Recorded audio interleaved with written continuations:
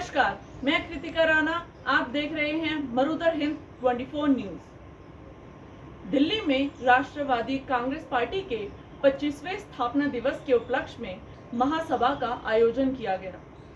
राष्ट्रीय अध्यक्ष शरद पवार के स्वागत में हजारों की तादाद में पहुंचे कार्यकर्ता।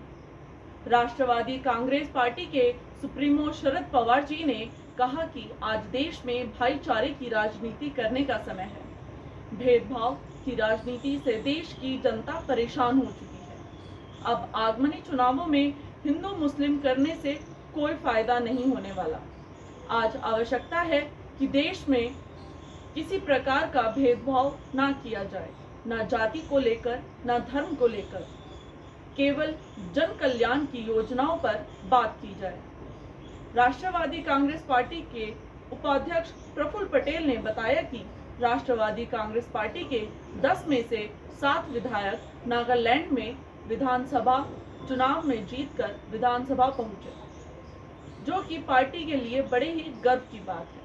पेश है हमारे रिपोर्टर की रिपोर्ट। हरिंदर कौशल, आप देख रहे हैं 24 मरुधर हिंद न्यूज। अभी हम उपस्थित हैं नेशनलिस्ट कांग्रेस पार्टी के ऑफिस के बीच में।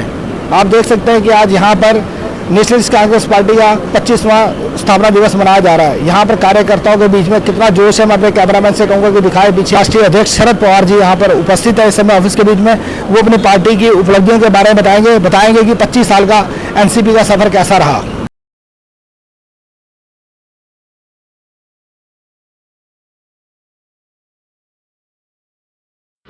राष्ट्रवादी कांग्रेस पार्टी सुप्रीमो शरद पवार महासभा में भाग लेने के लिए पहुंच चुके हैं, मंच की ओर बढ़ रहे हैं।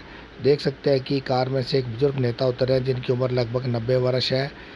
दिल्ली प्रदेश अध्यक्ष योगानंद शास्त्री भी पहुंच चुके हैं। फौजिया खान सांसद भी महासभा में भाग लेने के लिए पहुंच चुकी हैं।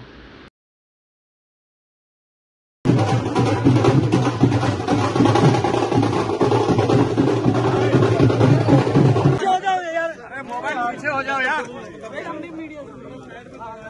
पीछे करो।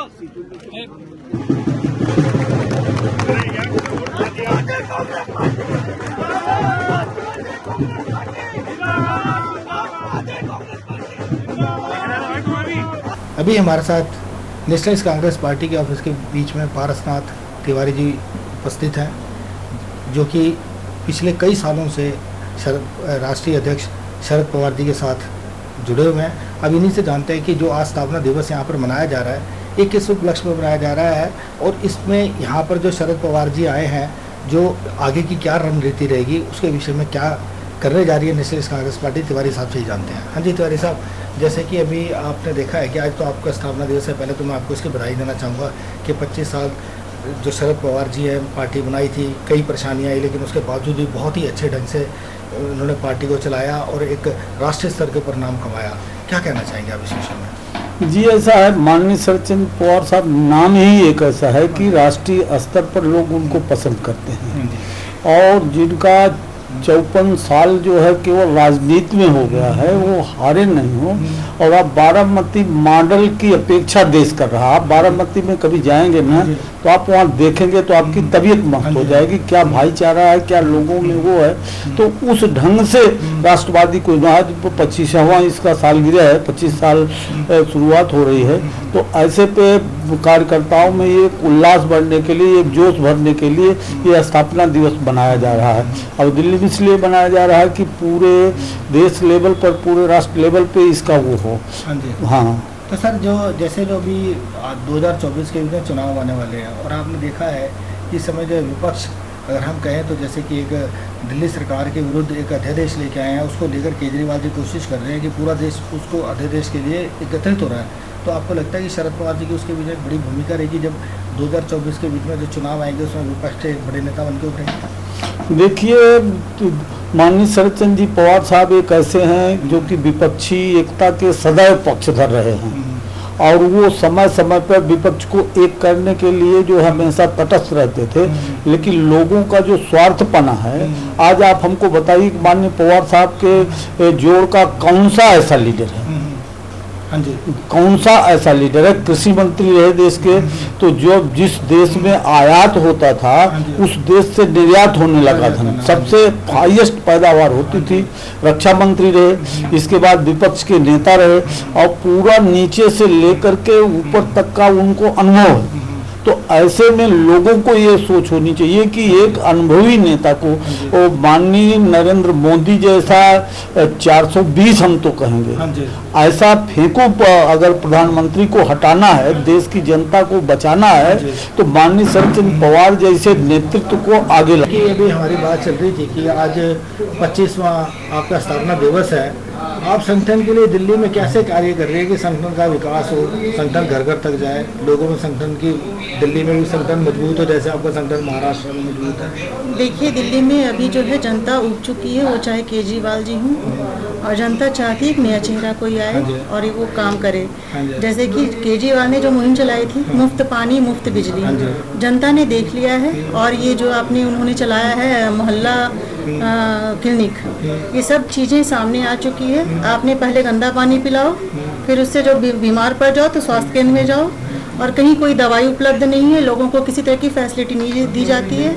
रही बात केजरीवाल जी की, तो जगह जगह कूड़ा भी हमने देख रखा है, और लोग कहाँ से कहाँ तक परेशान हैं।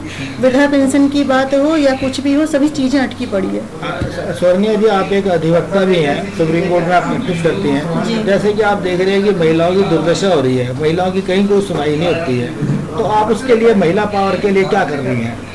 अब महिलाओं से मैं क्या करेगी? बिल्कुल बिल्कुल, महिला सशक्तिकरण की हमारी भूमिका अहम होनी चाहिए, लेकिन यहाँ पे महिलाओं की तो कोई सुन ही नहीं रहा है। जब सरकार सत्ता में बैठी है वो तो कुछ कर ही नहीं रही है।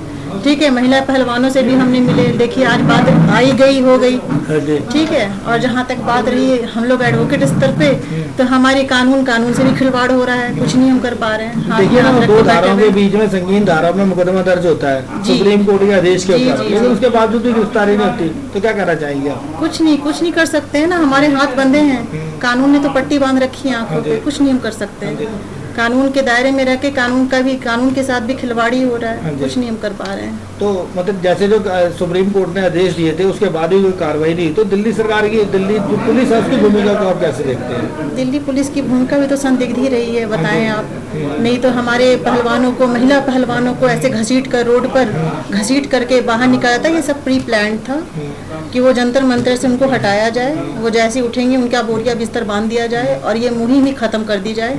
जो वो सोचते थे उन्होंने कर दिया। तो आप महिला संगठन को मजबूत करने के लिए आप क्या कदम उठाएंगे यहाँ पर दिल्ली? अब तो इसके पीछे विचार हो रही है, क्योंकि अब तो हमारे हाथ में ना कानून है ना कुछ है, सब कुछ के ऊपर हो चुकी है सरकार, अपनी मनमानी कर रही है। तो देखते हैं अब क्या ऊपर से आदेश होता है और हम अपनी भूमिका में कहाँ तक खरे उतरते हैं।